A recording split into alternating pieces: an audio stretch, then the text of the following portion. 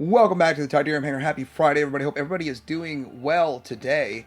Today I want to talk to you about missing link figures that I think should be made. And I know I've discussed this in the past. It's been a topic in the past, but I put a lot more thought into it. Now that I see where the direction of the line is going, and we should be getting an unreleased RC next, I'm hoping, and what would come after that. So we'll talk about that. We'll talk about what we need and what I'd like to see and why and what improvements I'd like to see made. We'll talk about this and more coming up.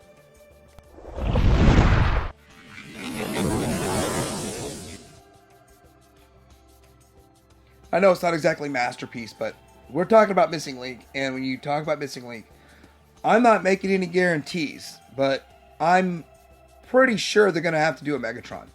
Takara's made their MP36. It would be no problem to make this. This is classified as a collector's anyway, and it won't have US writing and packaging. It'll still be Japanese packaging.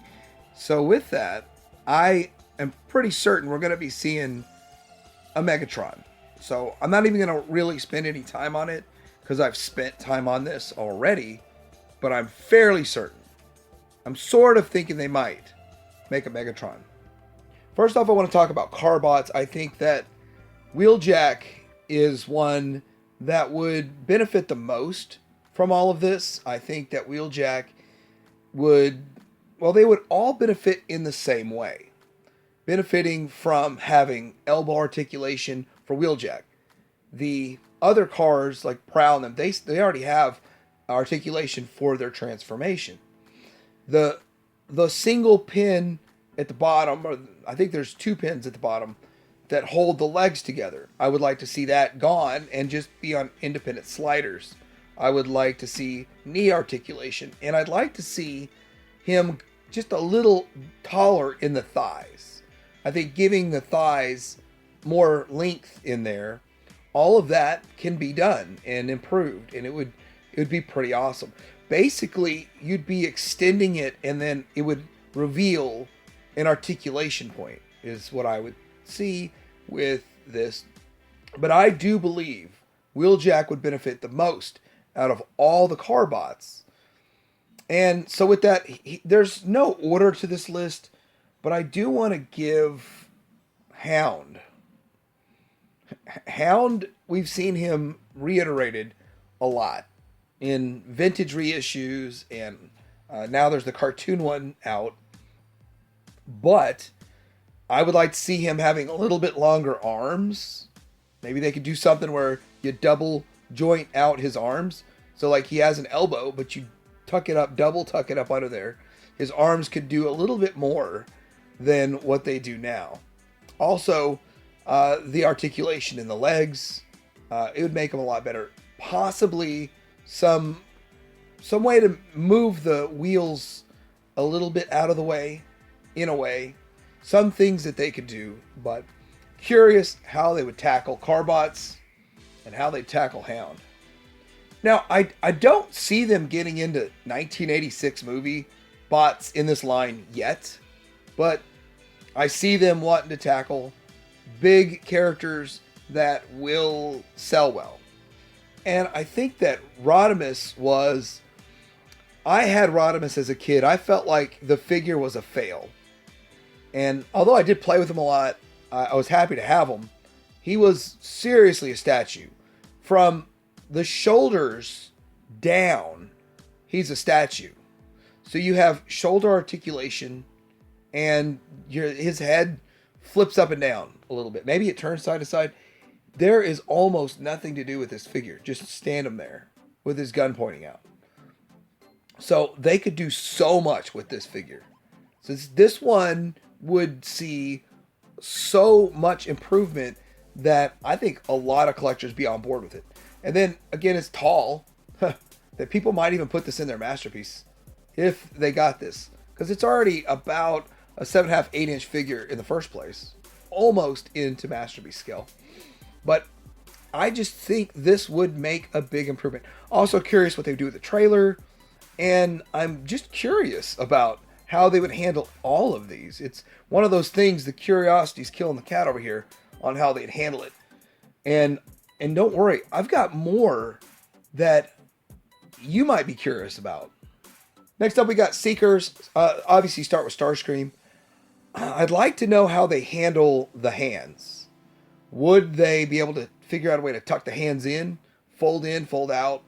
I just hated clipping hands on this jet. I hated that. I really hated that. Takara loves being able to make one mold and then recolor 9 different colors. And they would get their bang for their buck. They would get quadruple bang for their buck out of this mold. So I'm shocked they haven't announced Starscream and the Seekers yet, but would love to see it, because this is another one where, waist down, shoulders down. He's a brick for the most part. And there's so much improvement. Like, you could be mind blown on when you're a kid and you were handling this, going, if only the knees bent. If only he already has some movement in the legs. If only that would move forward and back. If only the hands didn't have to get clipped on. They could just fold out. If only. If only he had an elbow. If only he had a waist swivel. You can't even get that in Masterpiece, never mind. Or could they? It's so much they could do with this. It'll be interesting to see what they do with the Seekers. Ironhide. So, Ironhide and Ratchet. Those would definitely be good ones. We would need be redone. They were generally, the story is it's a Diaclone figure, and they made it look larger than life on the show. There's kits out there that'll make it look good. I have these. They're just clip-on heads that clip on, so at least he has a head. Now, in this picture, they turned the arms backwards, so the arms are literally facing upwards, so he looks more like a robot.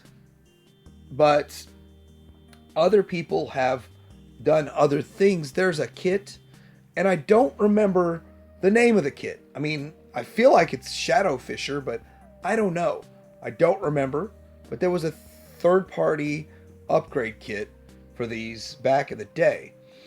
Now, there's a guy on eBay 3D printing them. All you'd have to do is search shoulder, head, G1 Ironhide or G1 Ratchet. You'll find it. And I think he charges like 30 or 40 bucks for the pair for you to upgrade your vintage figures. And his look good. Like, this is an option you could buy in 2024 and 2025 for a reasonable price. It's 3D printed though, I think. They look really nice. That's an option, but I'm curious if Takara would do that. Would they go that far? Would they do all that? Or would they just pass? I kind of think this is too much for Takara to handle and take on. That's my belief. I think that Blitzwing would be one. I mean, you could sit here all day and list every one of them. But Blitzwing had some potential. But it's like they went so far with him and stopped. Now, what if we can do some stuff with the legs?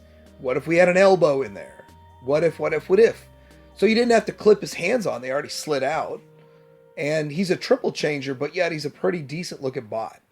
So I would put this one in the category of we could benefit from getting a missing link version of Blitzwing. Next up, this is another one that I feel like came so far, but yet not far enough. And Power Glide.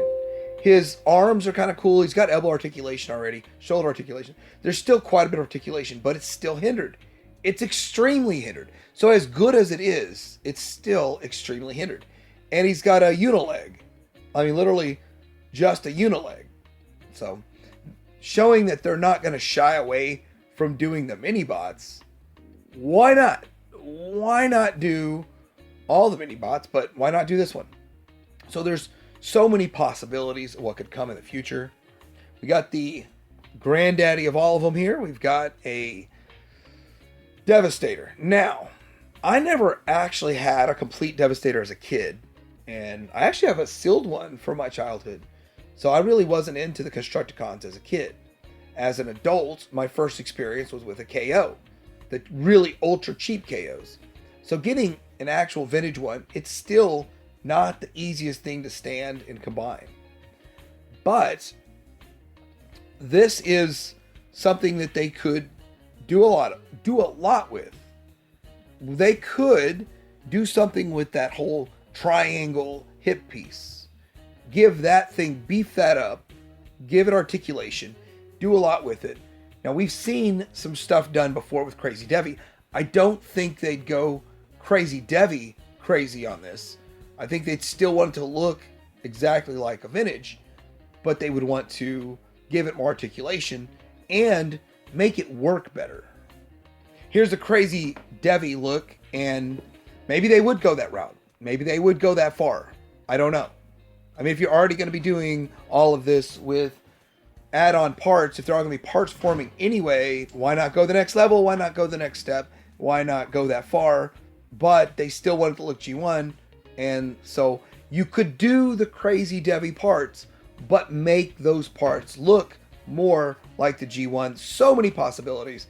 Love to see what they come up with. Now there's stuff like the Omnibots, and then there's so many other things that they could do, but I don't think we'll get them. I just don't think they're popular enough, but I think that it would be awesome. Powered Ashers, that would be another one that would be awesome to see. And the fact that we've never seen them again other than in the modern line as modern reiterations. We haven't seen G1. We don't see them get knocked off. We don't see them in reissues. This would be the one time to get them. I would suggest Takara to do them, but I don't think there's a big enough market. And I think they know that. And so it's a pipe dream for me, but is it also a pipe dream for you? In all reality, I'm just going to accept what they give us and be happy with it. But I can always voice my opinion on what I'd like to see. What would you like to see? Let me know in the comments below. Do you like my picks? Like, subscribe. Tridarium Hanger out.